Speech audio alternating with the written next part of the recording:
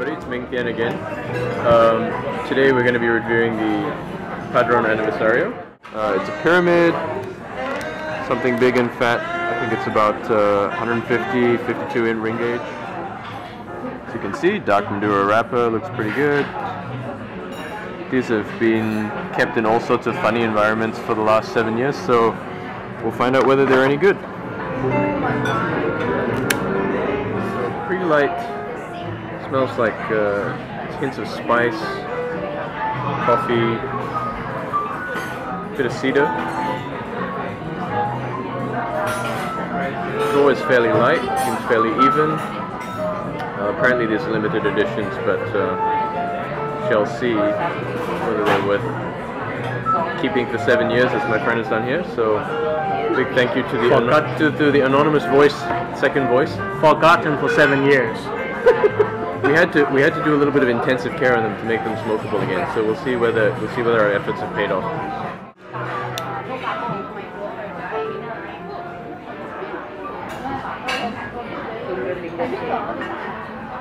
Very well. Early draw is nice. Ash is fairly tight.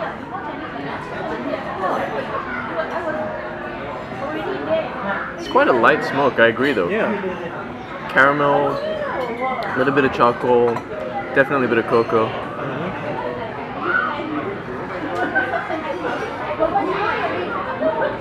There's something else behind it as well. It's like,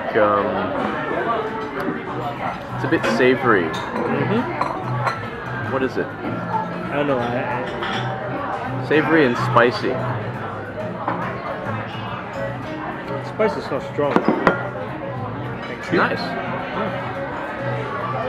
Nice.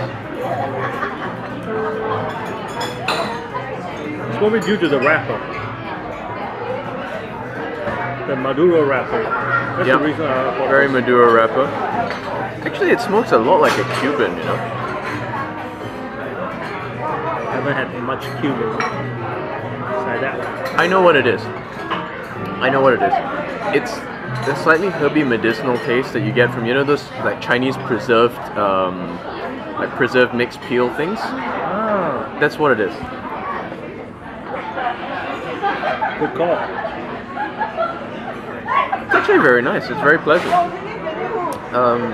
So it's not as pungent as it. No, first half is starting out light, showing a lot of promise. The ash is fairly clean, as you can see.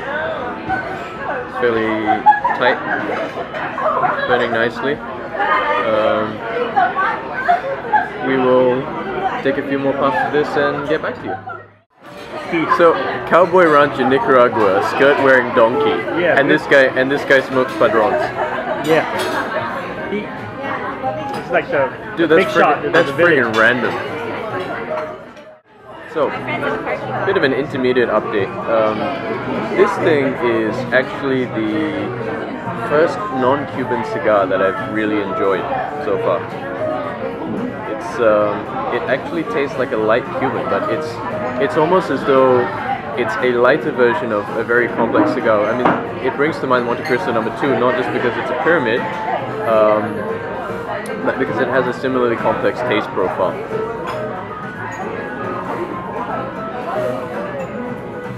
The construction is absolutely superb. I think it's easily up to the standards of the Trinidad limited editions.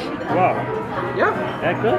That good, because look at the way the ash is forming. It's white, it's very tight, it's very even. The burn is even all the way around. Both the cigars are doing that.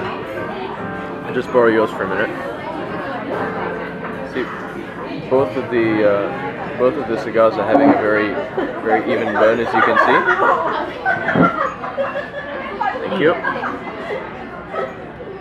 I wonder whether it's anything to do with the fact that the cigar has been box pressed and it's kind of a bit square. You never know.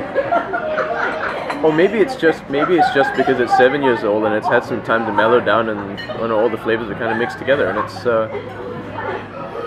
just works. When I bought these, they only have about 4 of them. I bought 2. 4 boxes or 4 sticks? 4 sticks. That's not a lot. Because most people don't want them. Really? Yeah, They want the normal Patrons, which is very cheap. Yeah. And if you want the Maduro, you have to wait.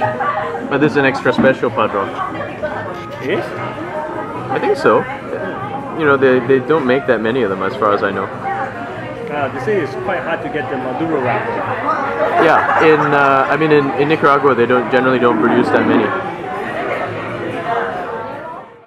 After the first inch or so, we're getting heavy hints of nutmeg and lemongrass and spice, and it's actually fairly pleasant. Not heavy like a Cuban, but it has a very delicate, floral, complex taste on its own, which is it's not a bad thing.